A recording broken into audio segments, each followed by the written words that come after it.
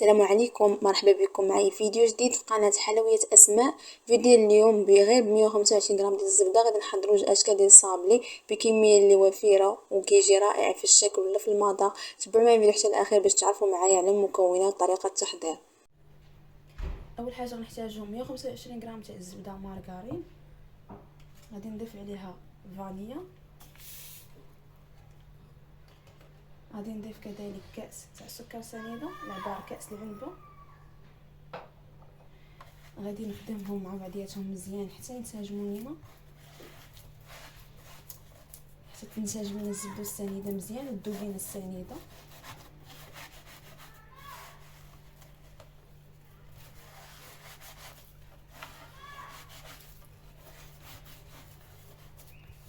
غادي نضيف عليهم كاس الزيت عبر كاس العنبه كذلك.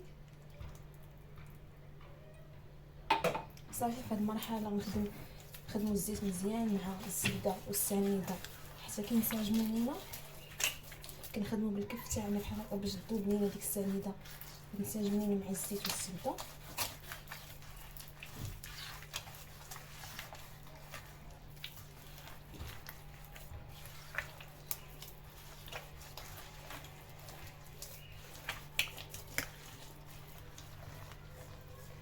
غادي نضيف عليهم بيضه اللي تكون بحراره المطبخ، غادي ندمجها مع المكونات مزيان.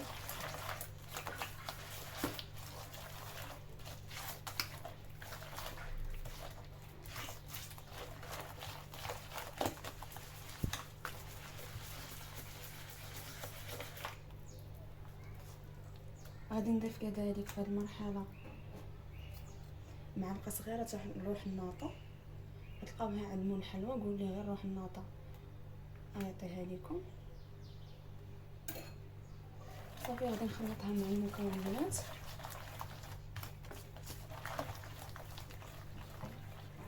غادي نبدا نضيف الدقيق بالتدريج حتى تجمع لي العجين. بعد ما جمعت العجين كيف ما كتشوفوا معايا كيكون القوام تاعها على هذا الشكل، ما كتكونش رطبه بزاف في نفس الوقت ما كتكونش قاصحه. غادي نوضعها بلاستيك غذائي بهذا الشكل. صافي غادي ندخلها الثلاجه مده نصف ساعه حتى تشد لينا راسها شويه، عاد نبداو نخدموا بها ونبداو نشكلوا في الصابلي تاعنا. بعد ما خرجت العجينه من الثلاجه كيف ما كتشوفوا معايا قسمتها على 3 طرافي باش تجينا ساهله في الخدمه تاعها. خديت الطرف الاول اللي وضعت بلاصتي غذائي من الاسفل، وغادي ناخذ بلاصتي غذائي من الاعلى كذلك. صافي غادي ناخذ المدلك وغادي نبداو نطرقوا في العجين تاعنا بهذا الشكل غير بشويه.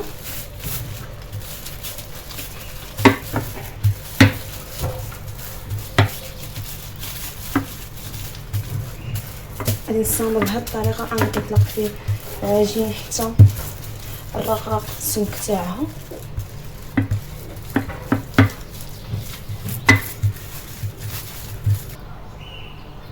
من بعد ما طلقت صابلي مزيان فوق سطح العامل كيف ما كتشوفوا معايا كيكون السمك تاعو رقيق بهذا الشكل.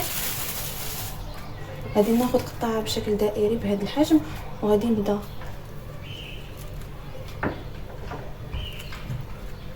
نقطع بالنسبه للشكل كل واحد الحجم اللي بغا. غادي ناخذ كذلك بشكل مربع بهذا الشكل بهذا الحجم، وغادي غير كنوضعوا قطعه وكنوركوا عليها غير هكا من الفوق. صافي غادي نستمر بنفس الطريقه حتى نكمل الكميه كامله اللي عندي ديال الصابلي ونرجع لكم. من بعد ما كملت تقطيع الصابلي وضعته في لاطه اللي فرش لها ورق تاع الفرن، الا كان متوفر ما كانش متوفر ماشي بالضروره. غادي ندخلو الفران غنشعلو عليه من التحت حتى يطيب، عاد نشعلو عليه من الفوق غير كيذهب لينا كيولي اللون ديالو ذهبي. صافي نرجعو ونشوفو طريقه التزيين تاع الصابلي اللي حضرنا اليوم. من بعد ما طاب الصابلي البنات كيف ما كتشوفوا معايا كيجي غير مذهب على هذا الشكل. غادي نبداو نزينو فيه. بالنسبه لاول حاجه وجدت الشوكولاط، وجدت هاد الشوكولاط بهذا الشكل هذا الموتيف كما كتشوفوا معايا.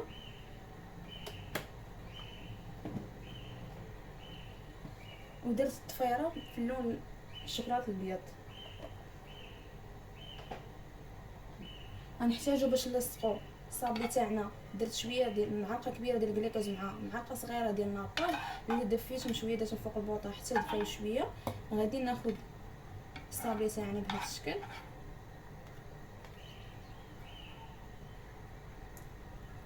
صافي غادي ندير فيه هكا الكليكوز،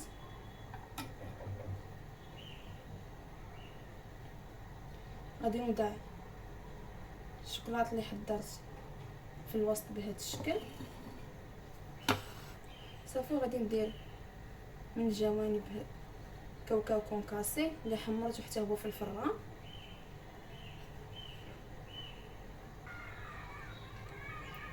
في الوسط غادي نوضع هاد الشوكولاط بهذا الشكل كيف ما كتشوفوا معايا، غادي نزينو به.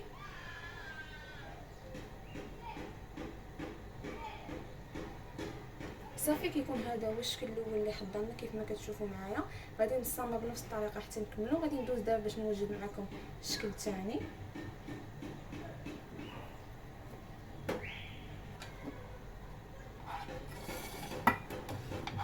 غادي ناخذ الصابلي مربع وغادي ندير فيه الكليكوز،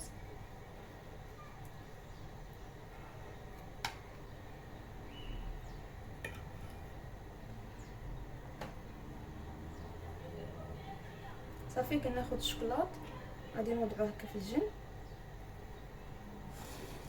في الطرف الاخر غادي ندير شويه الكاوكاو كونكاسي بهذا الشكل. صافي كيكون هذا هو الشكل الثاني اللي حضرنا. غادي نستمر بنفس الطريقه حتى نكمل الكميه كامله اللي عندي ديال الصابلي اللي حضرت ونرجع لكم ونشوفوا الشكل النهائي تاع الصابلي اللي حضرنا اليوم. من بعد ما كملت التزيين تاع الصابلي البنات كيف ما كتشوفوا معايا كيجي هذا هو الشكل النهائي تاع الاشكال بجوج اللي حضرنا. الشكل الاول اللي مربع اللي كيجي رائع في الشكل، وهذا الشكل الثاني اللي درتو بهاد الضفيره. كنتمنى تجربوا حتى نتوما وينال الاعجاب ديالكم، ونتلاقاو في وصفه جديده ان شاء الله.